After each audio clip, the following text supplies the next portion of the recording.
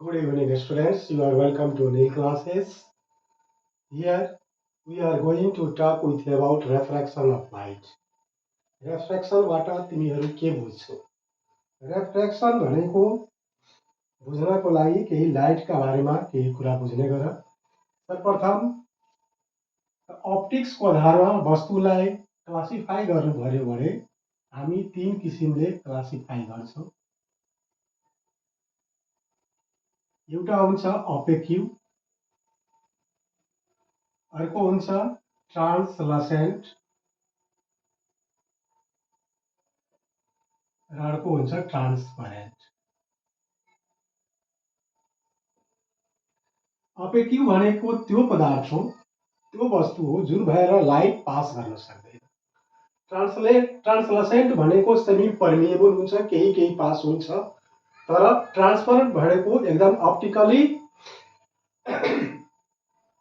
त्यसमा ट्रान्सपरेन्ट भनेको त्यो पदार्थ हो जुन भएर लाइट पास गर्न सक्छ।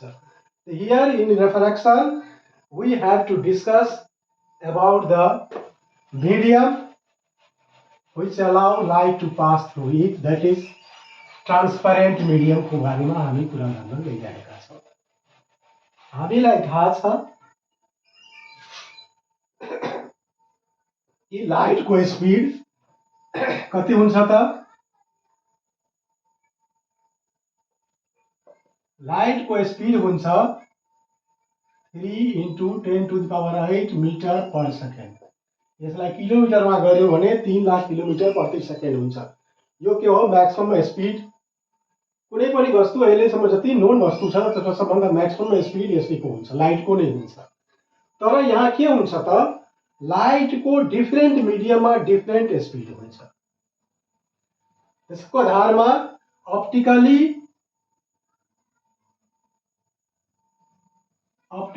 रेयर र डेन्सर मिडियम हुन्छ। डेन्सर मिडियम भनेको त्यो मिडियम हो जसमा लाइटको स्पीड कम हुन्छ।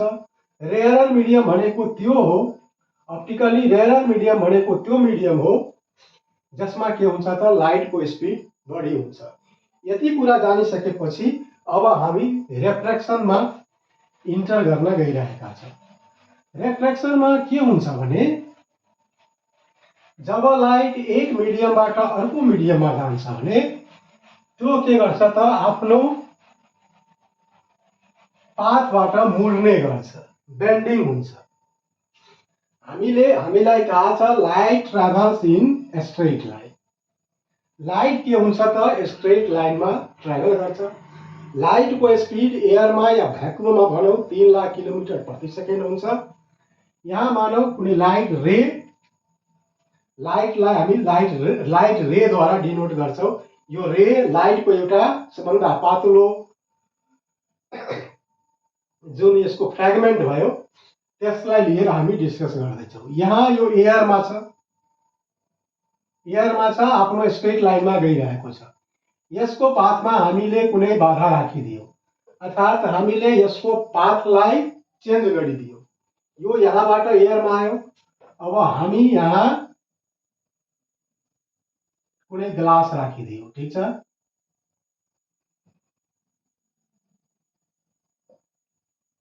यो एयर के हो त? रेयर मिडियम हो।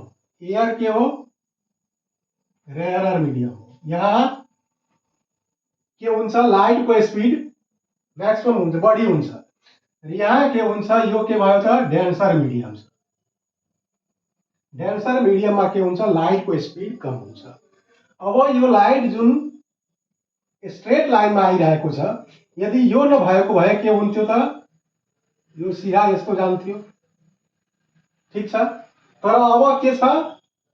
यहाँ हामीले एउटा ग्लास स्ल्याब राखिदियो। यो राख्दा के हुन्छ? जुन एयरबाट स्ट्रेट रे आइरहेको छ लाइटको, अब यो बेन्ड गर्छ। यहाँ यो पोइन्टमा आएर अब यस्तो नभएर यो के हुन्छ त? पहिले यहाँ हामी नर्मल ड्र गरौँ।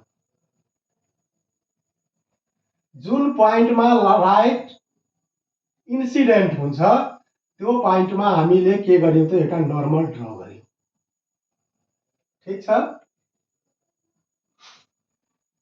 अब के हुन्छ? यो लाइट एयरबाट आउँदैछ। आउने क्रममा यसलाई भन्ने इन्सिडेन्ट रे। यो टर्महरूलाई बुझ्ने गर। इन्सिडेन्ट रे, यो रे कहाँ भयो? यहाँ हिट गर्यो। कसलाई गर्यो? ग्लासलाई गर्यो।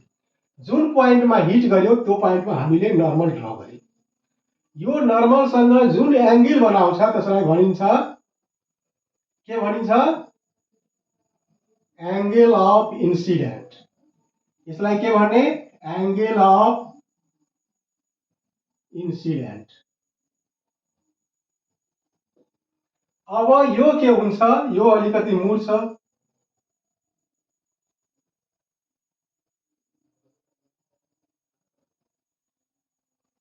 अब यो ग्लास नभएको भए के हुन्थ्यो त? यो रे स्ट्रेट लाइनमा यहाँ हुन्थ्यो। तर चूँकि अब यसको बाटोमा ग्लास हालिदिए, ग्लास हाल्दा के भयो त? यसको स्पिड स्लो भइहाल्यो।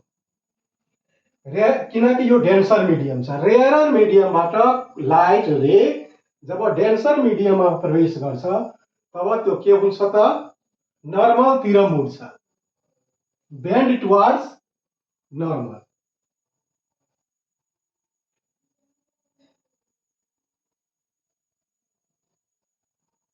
बेन्ड्स टुवर्ड्स नर्मलतिर कुन बेला मुड्छ? जुन बेला के हुन्छ त? लाइट रेयर मिडियमबाट डेन्सर मिडियममा आउँछ। अब यहाँ फेरि यो के गर्छ? n1 n ड्यास राखिदिनु। यहाँ पनि यसले एङ्गल बनाउँछ नर्मलसँग। नर्मलसँग जुन एङ्गल बनायो त्यसलाई भनिन्छ एङ्गल अफ रेफ्र्याक्सन। के भन्ने यसलाई? एङ्गल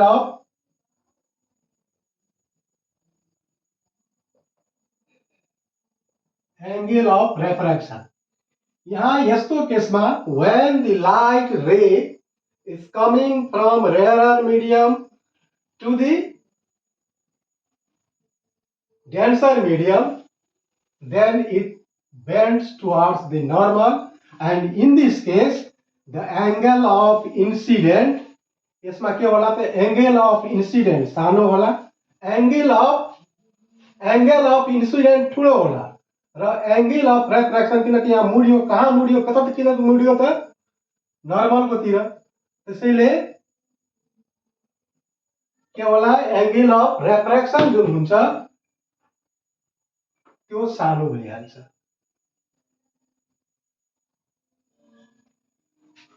एउटा केस यो हो। केस नम्बर 1 मा के छ?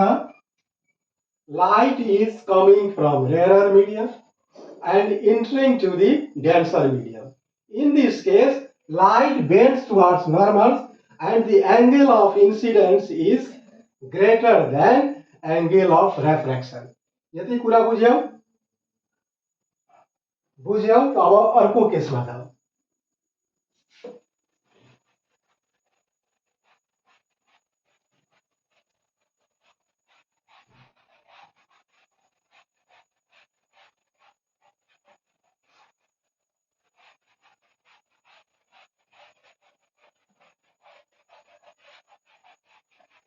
अब नेक्स्ट केसमा छ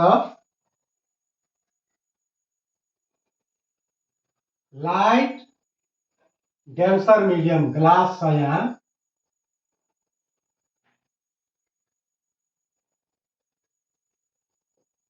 यो ग्लासमा ट्राभल गरिरहेको छ यसरी स्ट्रेट लाइनमा। ठीक छ? अब यो यहाँबाट यदि मात्रै के भएको भए, मात्रै ग्लास भएको भए के हुन्थ्यो? यो त यसरी जान्थ्यो। यहाँ नर्मल ड्र गरौँ।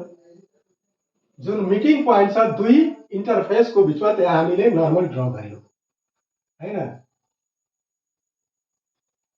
यहाँ के छ? डेन्सर मिडियमबाट यहाँ एयरमा आइरहेको छ। यहाँ केस 2 मा के छ? द लाइट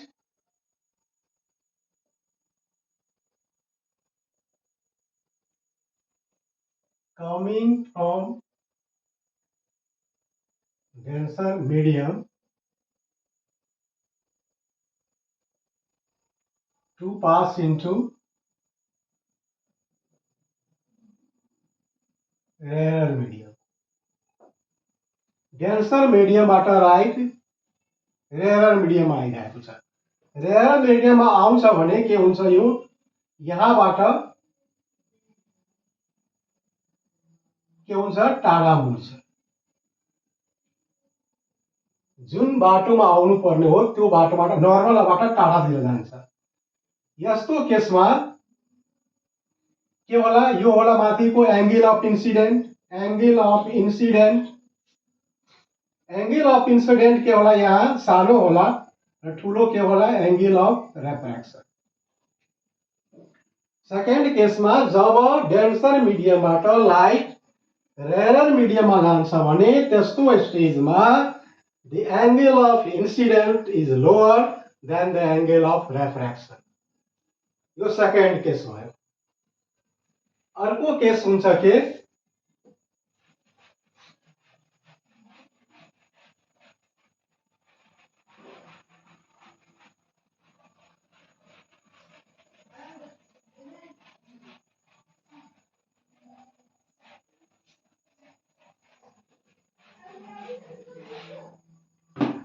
अर्को केस थर्ड हेरौँ। केस थर्डमा के हुन्छ,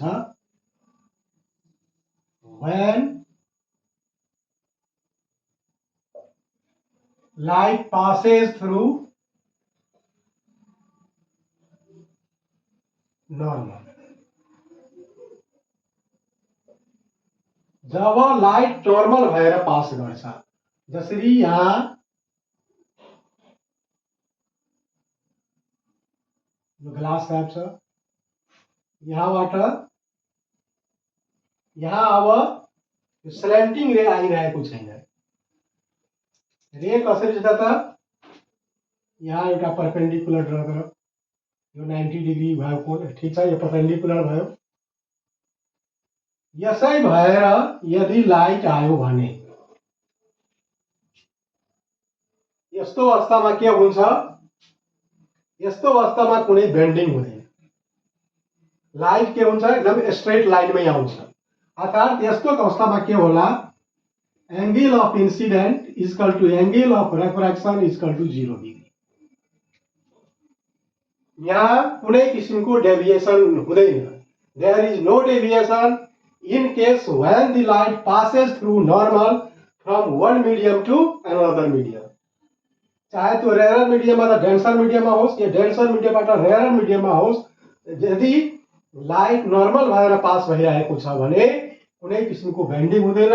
जस्तो कसमा angle of incident equal to angle of refractive angle equal to 0 degree हुन्छ। अब यहाँ तीनवटा केसबाट हामीले के बुझ्यौं त, अब हामीले रेफ्रेक्सन के हो यसलाई डिफाइन गर्नु छ। रेफ्रेक्सनलाई डिफाइन गरिन्छ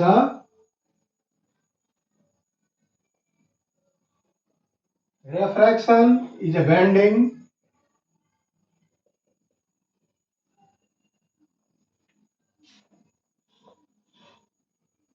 of light as it passes from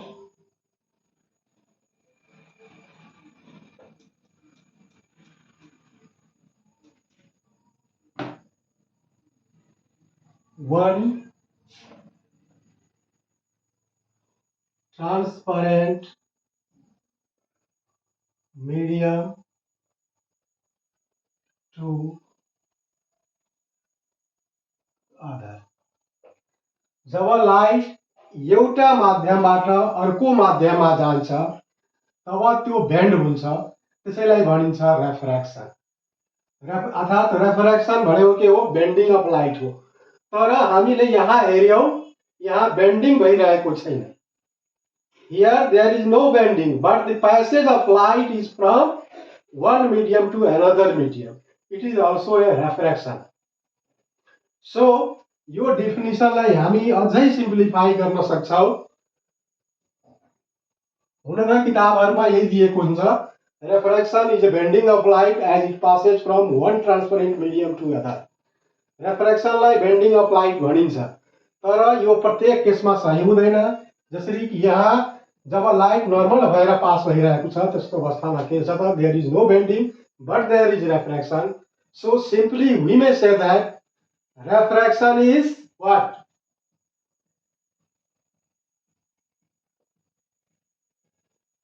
Refraction is passage of light from one medium to other. Simply के हो त रेफ्रेक्सन भनेको लाइट एक माध्यमबाट अर्को माध्यममा जानु हो माध्यम के हुनुपर्छ त ट्रान्सपरेन्ट हुनुपर्छ medium must have to be transparent medium किनकि ट्रान्सपरेन्ट मिडियमले मात्रै के गर्छ लाइटलाई प्यासेज एलाउ गर्छ त्यसैले यसलाई सिम्पली हामी यति पनि डिफाइन गर्न सक्छौँ किनकि प्रत्येक केसमा बेन्डिङ हुन्छ भन्ने कुरा छैन अब यो सबबाट यो डिस्कसनबाट हामी केही कन्क्लुजनमा पुग्न गइरहेका छौँ त्यो हाम्रो कन्क्लुजनको आधारमा के गरेको छ त रेफ्रेक्सनका दुईटा ल दिएको छ त्यो लमा जानुभन्दा पहिले हामीले यो बुझौँ रेफ्रेक्सन हुन्छ किन रेफ्रेक्सन यो कारणले हुन्छ कि लाइटको स्पिड माध्यम चेन्ज भयो भने लाइटको स्पिड चेन्ज हुन्छ लाइटको स्पिड चेन्ज भएको कारणले नै रेफ्रेक्सन हुन्छ अर्थात् लाइट आफ्नो पाथबाट बेन्ड गर्छ ठीक छ यति बुझिसक्यौ भने we are going to draw two law regarding to refraction of light. These are as follows.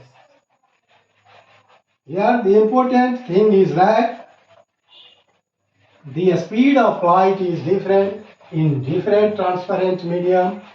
The highest speed of light is 3 lakh kilometer per second.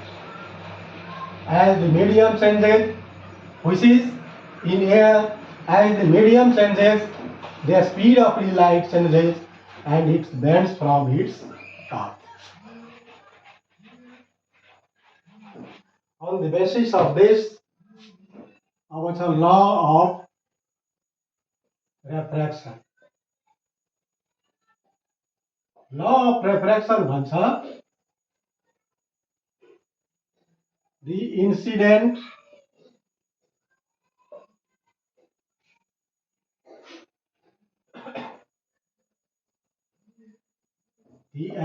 ray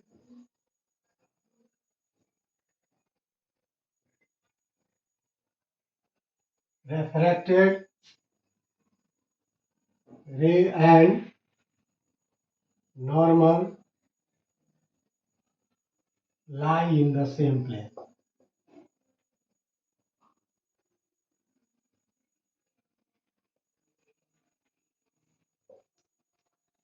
incident ray refracted रे र normal सबै एक लाइनमै नै एक प्लेनमै हुन्छ same प्लेनमा हुन्छ अर्को भन्छ the sign of angle of incident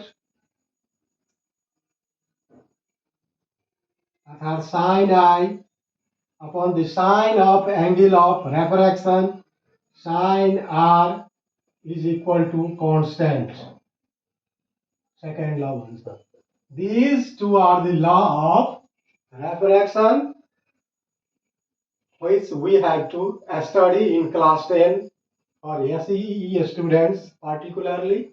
Hoping that I have clarified these topics. Thank you for watching the video.